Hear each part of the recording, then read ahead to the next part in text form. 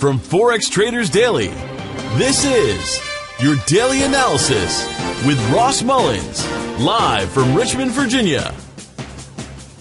Hello everyone, this is today's video analysis for February 1st, 2016.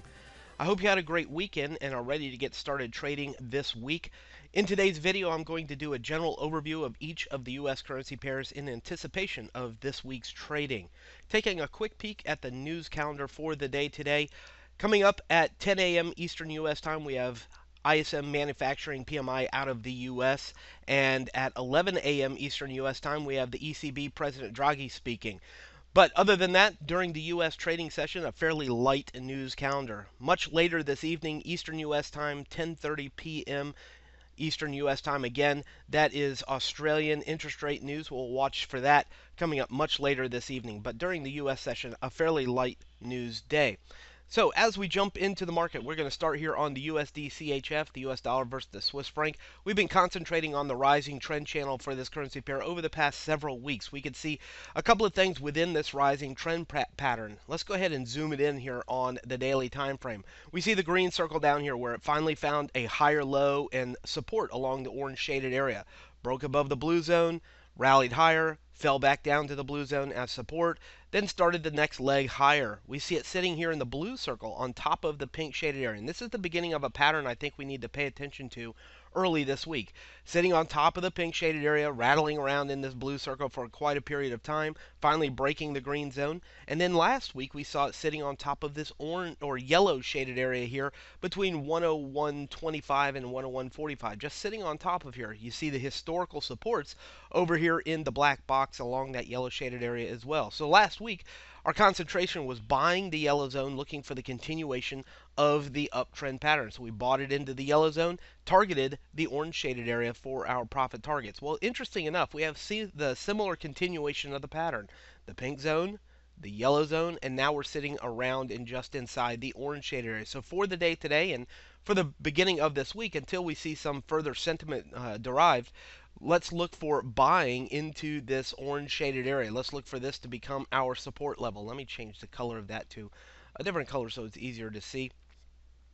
Let's look for this to become our support. Maybe not necessarily buying today, but looking for this to continue to hold support like it did into the yellow shaded area. We'll continue to watch that. Our next potential resistance, of course, is the blue shaded area all the way at the top. Our next multi-month high into the 1.0280s towards the 0.300 level. That's the blue zone. So staying within or above the orange zone, like it did here at the yellow zone, we look for the continuation of the uptrend pattern towards the blue zone for the U.S. franc this week. Let's take it on over to the euro dollar. We see the market has been in a similar yet opposite pattern here for the euro dollar, the fall, the rise, and then the downward channel. But probably most importantly for the euro dollar is the fact that we've been stuck in this range, this black box that you see here on my chart. Let me just pull our shaded areas over. Continue to find resistance at the orange shaded area as we did last week. We saw the break under the yellow zone, and now we're continuing to find support at the green zone. So basically, the market is status quo. It's doing the same thing it's been doing for the past several weeks, finding resistance at the orange zone, support at the green zone. Now, last week's movement gives us a little bit of an expectation of a further fall, a little bit of a downward momentum. Selling rallies to resistance becomes an opportunity. You can see today even challenging the yellow shaded area. I suspect that today we will be looking for some resistance here between the 108.80 and 108.95 or so level. It's only about 15 pips highlighted there in yellow. So that's about the area that you're looking for, 880 to 895 as resistance for the day today. The risk here, of course, is that it breaks above that yellow zone and heads back up to the orange zone. Now, if you're looking to go long, probably not the best place to go long here into the yellow shade area. So looking at the yellow zone, potential selling opportunity for the day today, targeting the green zone. And of course, over time, we may be looking for the breakout underneath the green zone for the continuation of the downtrend. The risk there, of course, is at some point in time, if we see bullish behavior, it breaks above the orange zone and continues to pressure higher. Down to the 4-hour time frame real quick, you can see the market challenging here at the yellow shaded area. One more quick Fibonacci measurement here on the euro dollar. Let's go from the last high right here down to the current low. The interesting thing about that is it puts the 50% retracement level right smack in the middle of that yellow shaded area. So if you're going to do anything on the euro today, the possibility of selling here at the yellow zone is high for the euro dollar. Take it on over to the GBP USD. we are stuck in a range. Take a look down here, bottom of the downtrend. We're stuck in a period of congestion, maybe. That's a better term for it, down here in the black box at the bottom right-hand side of the chart. Zooming in a couple of times, take a look. 1, 2, 3, 4, 5, 6. Now the 7th day, we're stuck inside this black box. For the time being, if you're looking to go short, the obvious place to do that is back up here towards the top of the black box and into the blue shaded area there at the top of the black box. That's closer towards the 43.40, 43.80 level. That becomes a more prominent place to look to go short. If you're looking to go long, obviously the green zone at the very bottom becomes that opportunity. At some point in time, we will see the breakout either higher above the blue shaded area and the black box, or below the green zone and below the black box. So for the time being, we're stuck inside this period of congestion. Let's go ahead and take it down to the 4-hour time frame. There we are again. Last week we spoke about this red circle right here and the false breakout. No open and close under the green zone. Guess what? A lot of folks thought that this was going to be the breakout when this was a large red candle.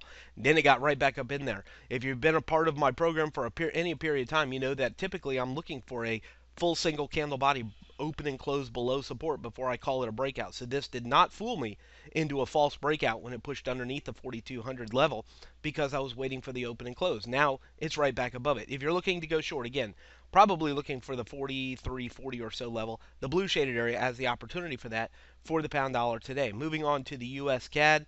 Again, we've seen a pretty decent fall for this currency pair. If you're going to focus your efforts in that direction, which I think at least at this point may be an opportunity for you, continue to watch oil. They've been converse currencies, or converse pairs, the oil to the dollar and the US CAD to the dollar, or the US CAD.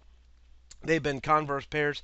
If you take a look at oil, if it's going down, like you see oil is at the current moment, you typically see the US CAD going up. So watch that correlation between those two, oil and the US CAD, as we see the opposite reaction for those two. So if oil continues to go down, of course we might look for the turn and the reversal back in the direction of the long-term uptrend here for the US CAD. But let's watch for further confirmation of that. I think, of course, obviously right now you're sitting at the blue shaded area as resistance for the US CAD. If it's going to continue higher, it must break through there. If it can't break through there, I don't have confidence in the continuation higher quite yet.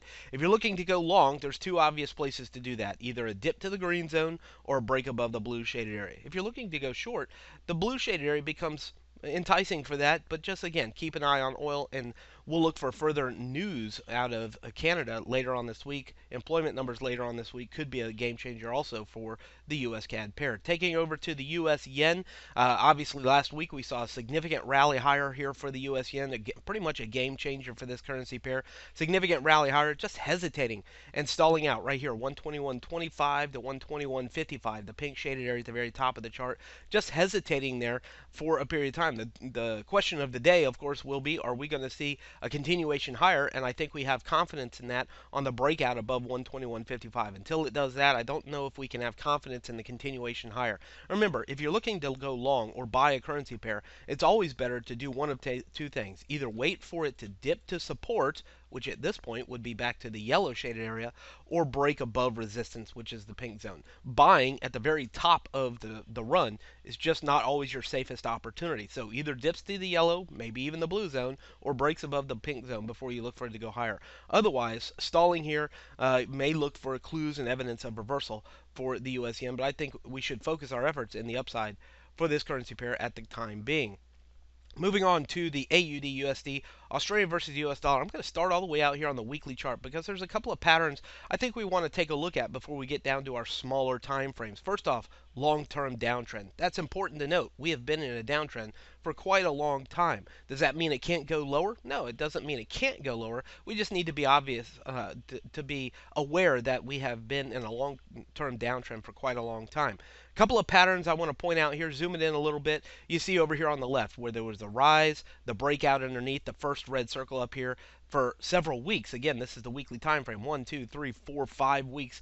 Found resistance around the top of that circle, eventually breaking down. So why do I point that out? Well, if you look down here to the bottom right-hand corner, that's a very similar situation. We saw the triangle pattern, the bottom red trend line, over the past couple of weeks, we've seen the rally back higher, just settling out into resistance underneath our long-term trend line. So again, if we're looking at something similar to this, we might be looking for a reversal to go back down, and probably only a break above the red trend line do we look for it to continue higher. So take a picture of that and note the fact that we have some similarities between this first red circle top left and the current area down at the bottom right. Now let's take that down to the daily time frame. As we begin looking for that, we see Fibonacci, we see the 100 period moving average coming into play right around the 71.35 level, 618 fib.